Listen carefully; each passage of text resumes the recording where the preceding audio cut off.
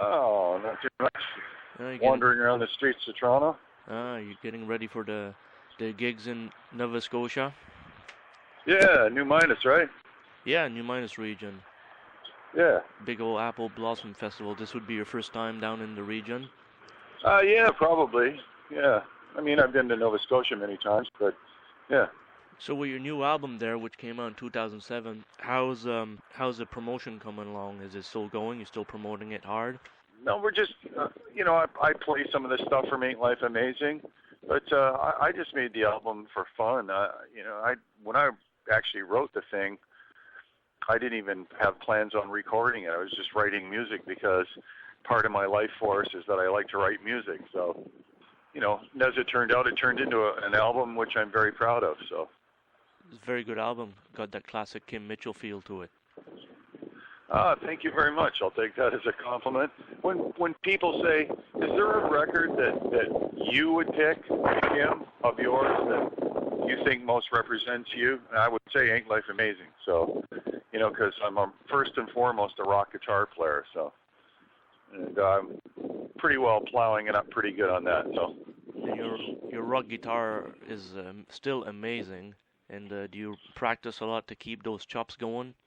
No, I don't practice too much anymore. I just like to play. Like I pick up the guitar and play. As far as, getting into books or studying with teachers and stuff, I mean, there's some of the great classical guitar players and some of the great amazing guitar players, they still study. Andres Segovia, practiced well into his 80s. Even before he died, he would get up and practice 3 hours a day. But I just like to pick it up and play now and enjoy. I like to run over scales and stuff like that and technique.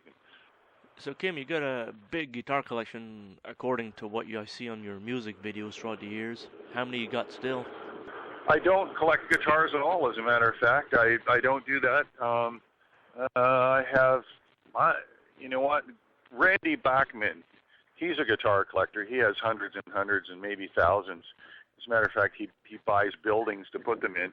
I probably don't even have a dozen. I think I might have about 10. And I only take maybe 2 on the road with me, so.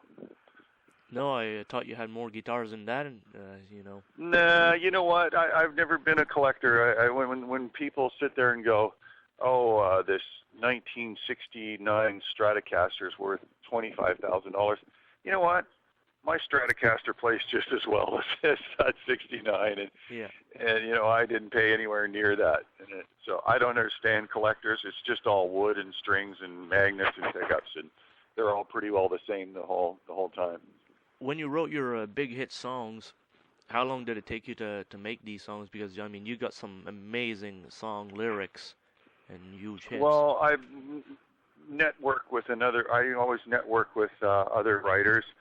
And you know what? Songwriting is funny.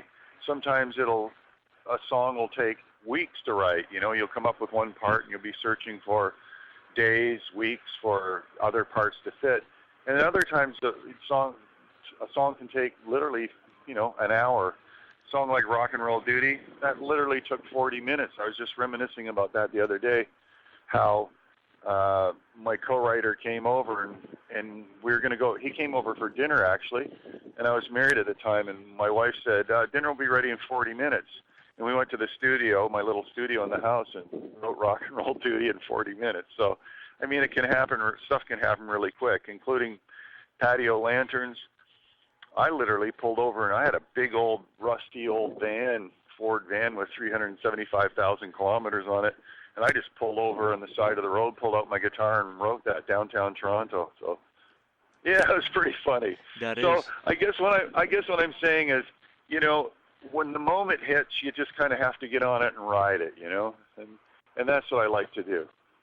Songwriting, when it comes, that's the magical part about songwriting for me, is I never know where it comes from. It just kind of, it's the intangible thing I can't explain. I just sort of start to hear something in your head, and if I don't get on it right away, then you lose it.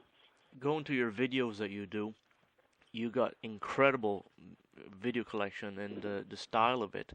Whose idea was it to make like these little stories? Was it the Much Music era that just encouraged you? Those, you know what, I'm going to be honest with you, Jason. I hated doing videos. Really? And I hated the whole idea of videos. I'm a musician. I deal with notes and things that go in your ears, and there's a couple videos that are okay, but the whole experience of making videos was just a pain in the rear end. I hated it, actually. So you can't tell when so you're I don't watching think it. I don't think I'd ever make a good actor. So Wow. yeah, making a video is just a whole pile of. It's hours and hours of sitting in a dressing room and waiting while lighting guys fix their stuff up, and then okay, come on out and you play a song for 5 minutes, and then you go wait for a few more hours. It's just a pain in the rear end. I couldn't stand it, actually. Well, you sure make it look good on the video. You look like you're a pro at it. I guess it's the director. I don't know. Okay. You sure have some incredible videos, because you got that, Twisted Sister made those types of videos. Kim Mitchell made another type of video. Right. And I'm sure MTV picked that up along the time. Yeah, well, but videos really were a great tool to help sell records back then. So they were kind of a necessary thing. And as I said, I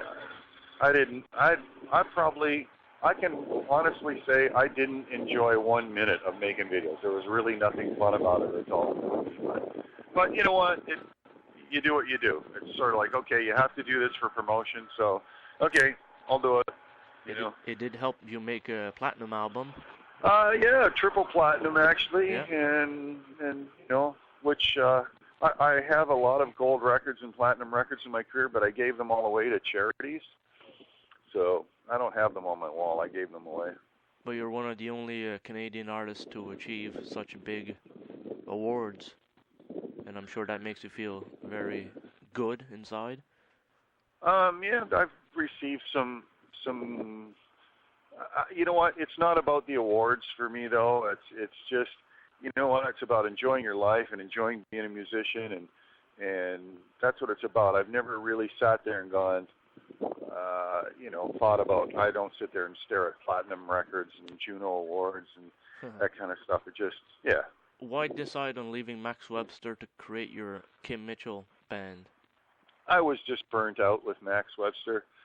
That's about it. It's sort of it's lifetimes ago now when I think about it. It was just rock and roll training. We had been to Europe twice. We'd been through the States a lot and across Canada a few times. And creatively, I was just burned out. So it wasn't even, I didn't even think that I wanted to go solo. I just didn't want to be with Max Webster anymore. So I just left that. And then I would have been happy to join another band, but as it turned out, I sort of just started to write a bunch of songs and ended up pulling together some musicians, and it ended up being my solo career, which ended up doing way better than Max Webster, which is kind of unusual. Yeah. A lot of bands, when they leave their main band, they don't do as well. So for you, it was different. It did better. Yeah. How many dates are you doing in Nova Scotia? Well, we're just coming out there for the one this summer. So we're I have a day job in radio now here in Toronto. I'm a radio announcer in Toronto, right? On a classic rock station, and so we just fly out on weekends now. So when people say, "Are you touring this summer?" I say, "Well, no, I'm not touring. I just play on weekends now." Well, this is a fun job, and it keeps me off the streets, and it pays me a bit of gas money. So I'm happy to do it. I sit downtown Toronto in a little glass studio and watch tens of thousands of people walk by. It's right in the heart of downtown Toronto. It's kind of fun, and it's fun. I spin some rock records, and like I say, make a bit of gas money. Oh, that's cool. Well, we did do a bit of touring down there, and the song "Go for Soda" was, I wouldn't say a hit in America, but it was heard, and it's kind of funny. I run into musicians sometime that I wouldn't think even would know me. Neil Sean of Journey, and guys like Eddie Van Halen and people like that. And they're like, "Hey, man, I really dig your work." And I'm like, "What?" I'm surprised you guys even know that this frostbitten Canadian exists.